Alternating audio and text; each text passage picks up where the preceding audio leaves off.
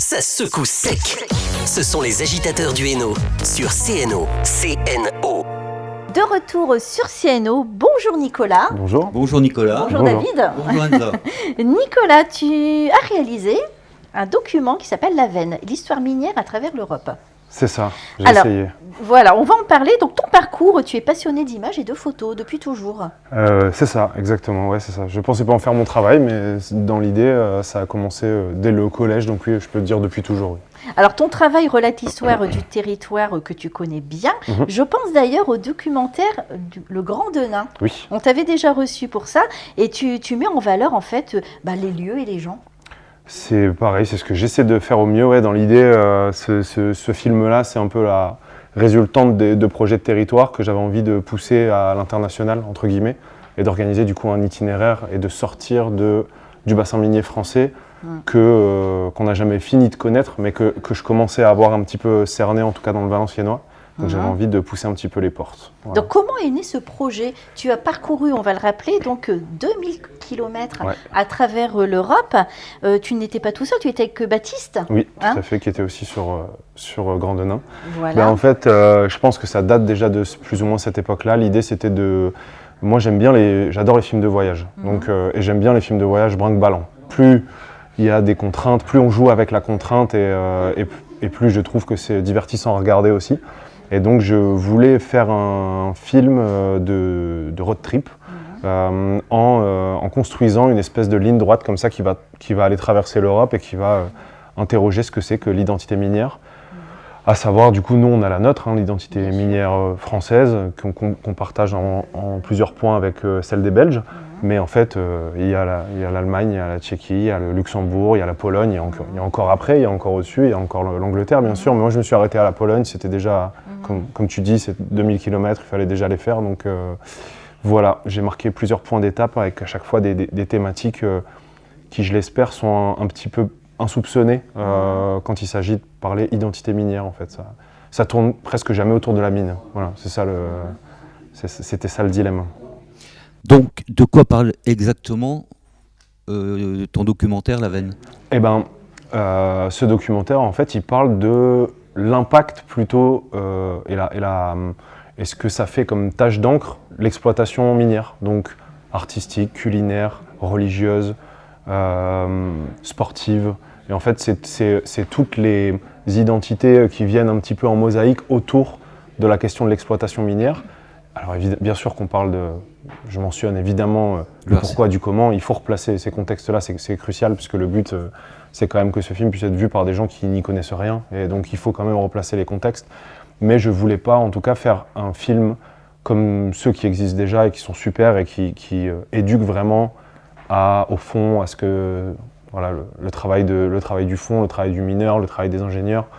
Je voulais vraiment aller à la surface, être contemporain, être actuel et puis voir un petit peu tout ce que ça a généré et tout ce que ça génère encore. Oui, parce que tu parles aussi du RC Lens. Alors justement, je mentionne le RC Lens en tout début, mais par exemple, c'est intéressant qu'on soit ici pour le mentionner. À Lens, le contre-pied, ça a été de se dire je vais dans un EHPAD qui est aussi un tiers-lieu. Donc en fait, c'est comment on fait se conjuguer la culture et le médico-social. Et pourquoi dans ces endroits-là ça a de la résonance. Par exemple, je suis allé filmer un bal polonais dans cet endroit-là qui fonctionne bien parce qu'une grande partie des familles sont d'origine polonaise. Et je voulais que la place du football, elle soit plutôt valenciennoise. Donc au contraire, je suis allé au stade du Hainaut filmer un coup d'envoi lors de la Sainte-Barbe, un coup d'envoi qui a été donné par un ancien mineur, un ancien sidérurgiste. Et en fait, je me suis dit, football, effectivement, nationalement, on pense bassin minier, on pense RC Lens. Et je me suis dit, plutôt un contre-pied assez intéressant d'avoir Valenciennes comme club souligné. Et surtout, moi le club c'est une chose, mais c'est surtout les assos de supporters qui initient ce genre de choses-là et qui font leur boulot de valorisation de la mémoire ouvrière en le conjuguant avec le sport, en le conjuguant avec l'événement, quoi. Valenciennes est un gros bassin minier de toute façon. Valenciennes est un bassin minier complètement équivalent. C'est même d'ailleurs le premier bassin minier français puisque la veine de charbon française a été découverte à Fresnes-sur-Escaut, donc à quelques kilomètres d'ici. Il y a combien de temps? C'était en 1720, donc ça fait On a eu 3 siècles d'exploitation quasiment, donc c'est assez... évidemment que c'est pour ça, je dis, il y a 1 milliard d'identités qu'on peut explorer. Moi, je les ai pas toutes, mais ça peut intéresser autant des gens qui s'intéressent aux luttes sociales, au féminisme, qui s'intéressent aux liens entre l'industrie et le sport. C'est pour ça que je pense que la place des jeunes créateurs, c'est de proposer d'autres lectures de ces endroits-là. Et au fil de votre voyage, Ouais. tu as rencontré, toi et Baptiste, donc des gens. Comment les gens ont perçu votre voyage? Est-ce qu'ils ont compris votre démarche? Alors, je pense qu'une partie s'en fiche, parce que les gens sont sympas, globalement. Donc en fait, les gens, des fois, sont contents de passer un moment avec toi, et finalement, le résultat, je ne sais pas si c'est ce qui les importe le plus, parce qu'on passe un moment ensemble. Donc, et puis d'autres fois, au contraire, ouais, on en a vu en Tchéquie notamment, par exemple, ou même en Pologne, où on sent que là, être dans un récit qui est peut-être aussi plus actuel, là, pour la petite histoire, du coup, la toute dernière mine souterraine de Tchéquie a fermé là en janvier 2026, donc c'est la fin de cette industrie-là. Ils ont des mines à ciel ouvert aussi, hein, comme en Allemagne, c'est d'ailleurs le gros de l'industrie, mais on est quand même dans une actualité. Et la Pologne, elle, a une fin de cette industrie-là pour 2050, qui est annoncée, qui est signée. Donc c'est toute une tradition aussi populaire, familiale, qui est un petit peu en train de se questionner sur ce qu'elle va devenir. Et donc les gens étaient contents, je pense que en tout cas les gens sont contents d'avoir des supports sur lesquels mettre un petit peu de mémoire tant qu'on est dans l'actualité. Si tu traçais une ligne sur une carte en partant du bassin minier français, est-ce que cette ligne, en traversant tous les pays, jusqu'à la Pologne par exemple, c'est une ligne droite ou c'est très diversifié? C'est quasiment une ligne droite. Enfin, c'est pas si loin d'être une ligne droite, effectivement. Il y a quelque chose que j'aimais bien. Le film donc s'appelle Sur la veine, évidemment, donc on parle de la veine de charbon. Et en fait, dès le début aussi, j'ai rencontré un ancien mineur, dès le début des tournages, qui avait des cicatrices en fait, de charbon ici sur les poignets, donc littéralement sur les veines, et sous les yeux, et puis dans le dos, etc. En gros, c'était resté sous sa peau, sa cicatrice sous sa peau. Donc il y avait quelque chose entre le microscopique, un petit peu vraiment l'humain, et l'inverse complet, le paysage à l'échelle quasi continentale, d'avoir cette veine un peu imaginaire, un peu symbolique, mais qui fait une quasi-ligne droite. La seule virgule, c'est le Luxembourg, qui est plutôt du coup... en fait, le Luxembourg, j'ai fait cette virgule-là parce qu'il est frontalier donc, au Grand Est, à la Lorraine, qui a un patrimoine commun avec nous, comme Saint-Étienne aussi. Et donc, je voulais l'inclure, mais limite, on aurait pu faire quasi le même trajet, cette fois-ci en démarrant plutôt du Luxembourg et en remontant par la Belgique. Et on aurait retrouvé cette idée de veine. Donc tu as fait ça avec ton appareil photo, je suppose? C'est ça, on est parti avec 2 caméras, un appareil photo et un drone. Et tu as réussi à discuter avec les gens des pays étrangers? Est-ce que tu as des connaissances en polonais, en allemand, etc.? Et donc j'ai eu la chance d'avoir à chaque fois dans les environs quelqu'un qui parlait anglais, donc qui arrivait à me faire la traduction si il n'était pas lui-même la personne interviewée ou elle, en tout cas arriver à me traduire ce que ses camarades m'expliquaient. Donc la barrière de la langue, elle m'a pas non plus, à l'heure actuelle, je pense que le niveau d'anglais global, il est correct un peu partout en Europe, donc je me suis débrouillé à peu près bien.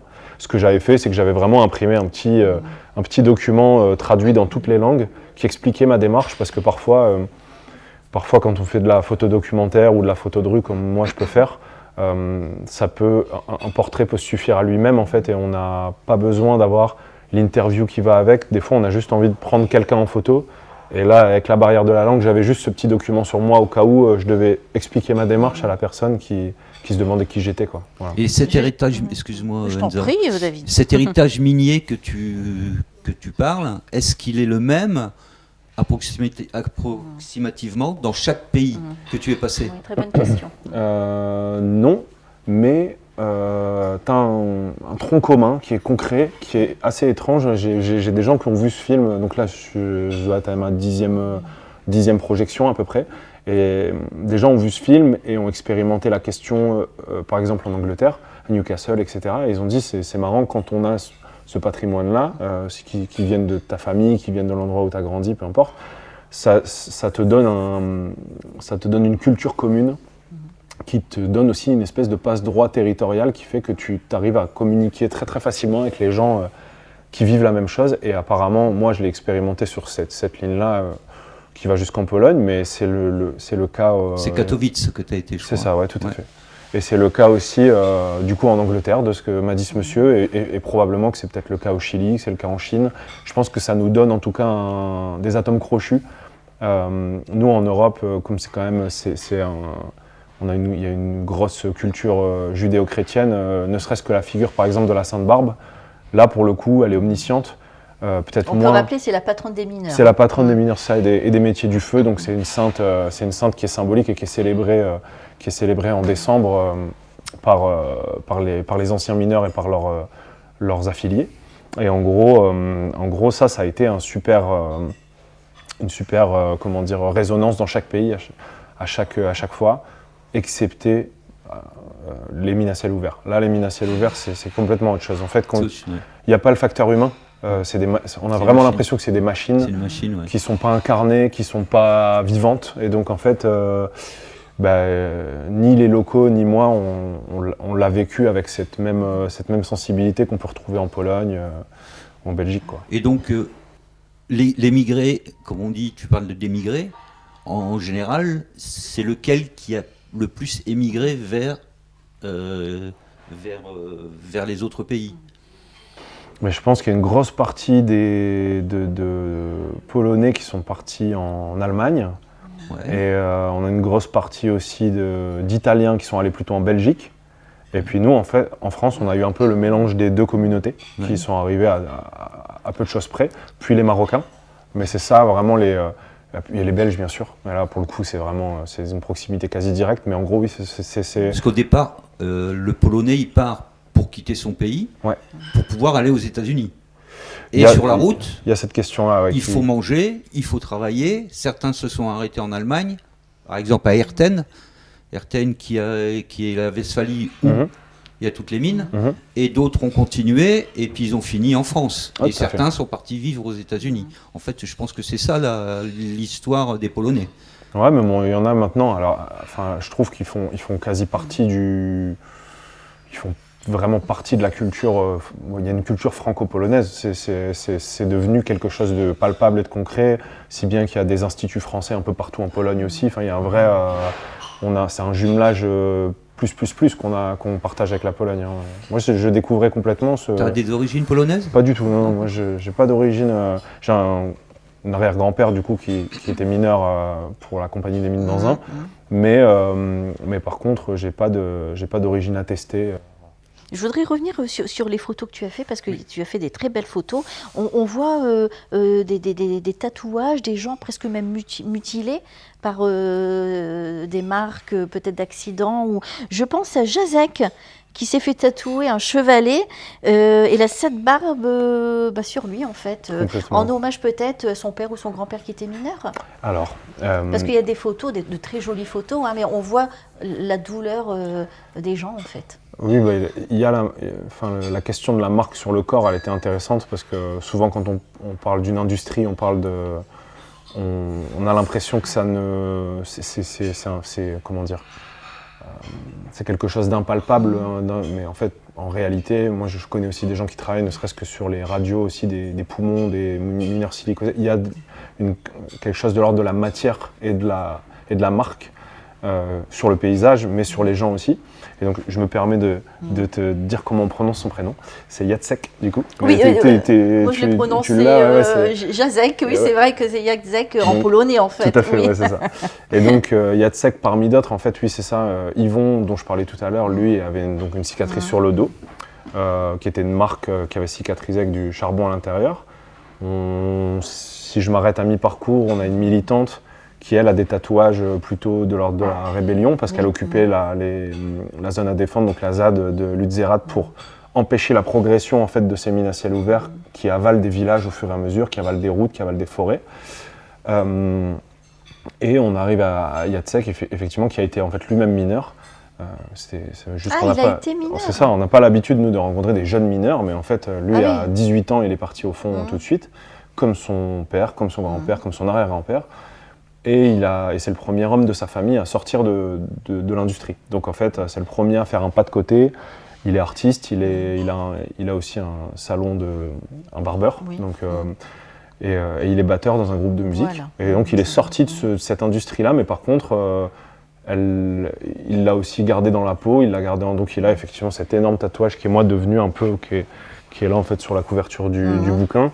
On retrouve la Sainte Barbe, Santa Barbara qu'on mentionnait tout à l'heure. On retrouve le chevalement bien précis de Saphos à lui, et on retrouve le blason silésien, parce que les Silésiens en Pologne se considèrent pour une bonne partie comme une minorité ethnique avec sa propre culture, et cette culture en question est indissociable de celle de la mine. Voilà. Et il y a des sites, donc, que tu as vu différents sites, par contre, pendant ton voyage, pardon, et il y a des sites qui sont complètement à l'abandon. Oui. Tout le monde n'a pas la chance d'avoir eu des sites rénovés, des sites miniers rénovés. Non, complètement. Donc ils sont complètement laissés à l'abandon. Complètement, ça détonne assez. Le plus dingue, qui se retranscrit difficilement en images, alors que c'est assez parlant, c'est quand on est arrivé à Walbzir, donc qui est en Haute-Silésie, c'est vraiment dans l'entrée de la Pologne, c'est la frontière Allemagne-Pologne. Là, on a même ce qu'on appelle je vais probablement mal le prononcer, mais c'est des biatichebe, donc ça veut dire des puits de pauvreté. Et en fait, c'est des mines à l'abandon, qui souvent ne sont pas forcément dans un état complètement catastrophique, elles sont juste inutilisées.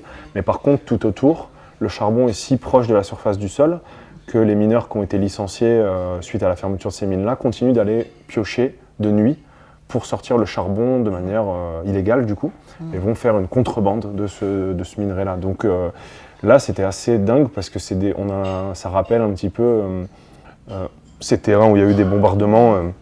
D'un coup, c'est jamais très profond, c'est 1,50 m, 2 m, mais on regarde la surface et puis il y a plein de fosses successives, quoi. Et combien de temps a duré ce voyage? Il a duré à peu près 2 semaines et demie. C'est assez court, mais en même temps, c'est autoproduit. En fait, financièrement, nous, on ne pouvait pas aller beaucoup plus loin. À chaque fois, on s'arrêtait entre 2 jours et demi, 3 jours sur chaque lieu. Mais oui, c'est ça. Et en fait, je ne compte pas, évidemment, dans ces 2 semaines et demie, les 4 ans de réflexion, 4-5 ans de réflexion qu'il y a eu sur le bassin minier français, où plein de projets, plein de projets précédents ont trouvé leur place, en fait, dans cette œuvre-là. Notamment Grand'Enin. Enfin, j'ai rien utilisé qui est en lien avec Grand'Enin, mais ça a été aussi une éducation. On a fait des films sur Écaudin, on a fait des films sur Écopon, on a c'est bien d'avoir affronté. comme ça un réalisateur, une personne comme toi, qui parle du territoire, des gens. Oui. Alors je sais pas, moi je sais que les projections se passent bien, les retours sont bien, de générations très variées, chacun y trouve ses points d'accroche, parce que, comme je disais, j'ai essayé de survoler et plutôt d'apporter des réponses, plutôt poser des questions sur cette pluralité d'identités minières. Et en fait, j'espère que c'est un regard un petit peu frais sur la question bassin minier, parce que les mineurs et les femmes de mineurs, qui sont très souvent les narratrices de cette histoire-là, disparaissent. Les enfants de mineurs aussi. Les enfants aussi, mais souvent les enfants, même à l'heure actuelle, même quand ils sont âgés, n'ont pas eu autant d'infos qu'on aimerait. Il n'y a pas eu une vraie passation de... C'est rare, quoi. Et donc souvent c'était les épouses et les mineurs eux-mêmes. Et là, il ne reste plus beaucoup de mineurs. Et c'est ça, la parole disparaît, en fait. Il n'y en a pas un dernier qui est décédé. Il y en a un qui est décédé encore à Wallers très récemment. Voilà, fin d'année dernière, je crois. Mais en France, c'est 95 qu'ils ont fermé les mines. Oui, c'est ça, autour de 90. Autour de 95. Tout à fait, les toutes dernières, c'est ça. Le temps passe vite. Ton documentaire, on peut le voir Alors, je le diffuse encore une fois dans le coin dimanche 27 mars au Théâtre de Denain. C'est gratuit, c'est en après-midi, comme c'est un dimanche, c'est à 17h. Ensuite, il y aura probablement d'autres diffusions localisées, mais qui ne sont pas encore là. On arrive à la fin de la petite tournée de projection. Donc là, j'invite les gens à soit suivre Losange Noir, donc Losange comme la figure géométrique, noir comme la couleur, sur peu importe, Insta, Facebook, et on remet souvent les dates. Moi, en mon nom propre, Nicolas Delfort, D-E-L-F-O-R-T, je remets aussi les dates sur tous mes réseaux sociaux. Et si jamais il y a des Belges aussi, des Bruxellois ou des Carolos, le film sera montré le 17 mars au festival Soif d'Idéal. Donc c'est un jeudi, c'est pas idéal, mais je le dis quand même. Donc un jeudi après-midi, le film est montré à Soif d'Idéal, à Bruxelles. Et ensuite, à la rentrée, en septembre plutôt, il sera diffusé aussi début septembre à Charleroi plusieurs fois, lors d'une grosse festivité pour un lieu qui s'appelle... s'appelle... cité minière aussi, Charleroi. Et ils ont un lieu qui s'appelle le Bois du Casier, qui est un peu l'équivalent du site minier de Le Ward chez nous, qui est un lieu dans lequel a eu une catastrophe. Et donc c'est l'anniversaire de cette catastrophe avec toute une série d'hommages. Et le film sera diffusé aussi dans ce cadre-là. Et on aura toutes les infos sur les sites. C'est ça, sur mes réseaux. Moi, je partage aussi au fur et à mesure. J'essaie de le faire le plus à l'avance possible. T'en as pas fait un livre? J'en ai fait un livre qui est... t'as un livre justement. D'accord, c'est très intéressant. Donc en fait, oui, ces photos, j'en ai fait une exposition, parce qu'à la base, c'était un projet c'était une série de photographies. Hein. On a décidé d'en faire un film parce qu'on a filmé la conception de cette série de photographies. On s'est dit ce serait bête de ne pas utiliser ces images, donc on a réussi à construire un film. Effet, ouais. Et là, j'ai aussi fait un ouvrage de 110 pages, c'est un papier recyclé. Et ça, on peut le trouver où? Pareil, sur mes réseaux, il y en a tellement peu, je les numérote, il y en aura 50 exemplaires total. Là, j'en ai imprimé une première série de 25 qui arrive tout doucement à ça. Ils sont presque tous vendus du coup. Je vais en réimprimer 25 et ensuite ce sera tout. Ils seront tous numérotés 1 sur 50. Numérotés, signés, gaufrés. Voilà, c'est des pièces, il n'y en aura pas beaucoup.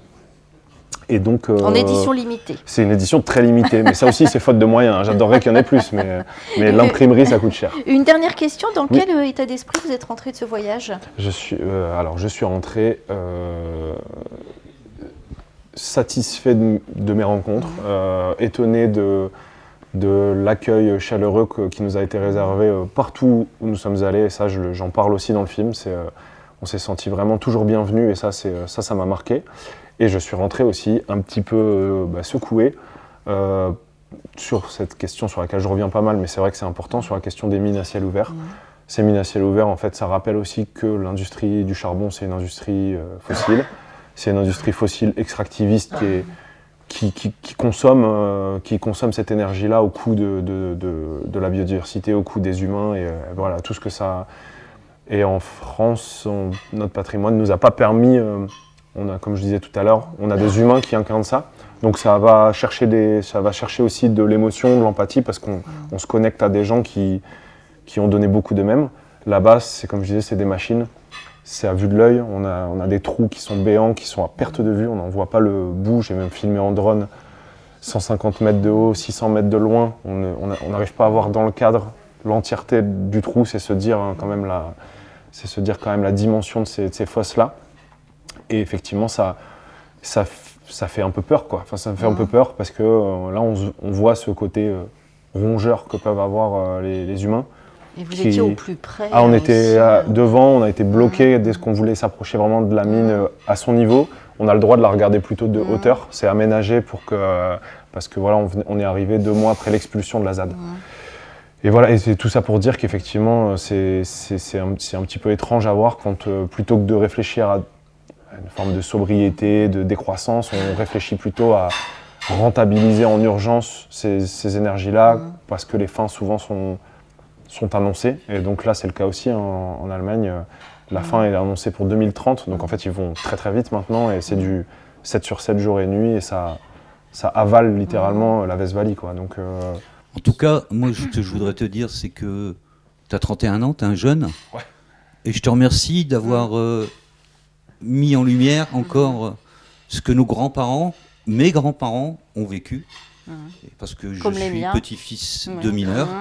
Et donc, c'est bien que des personnes comme toi en parlent et fassent continuer à vivre justement cet héritage qu'on a. Voilà.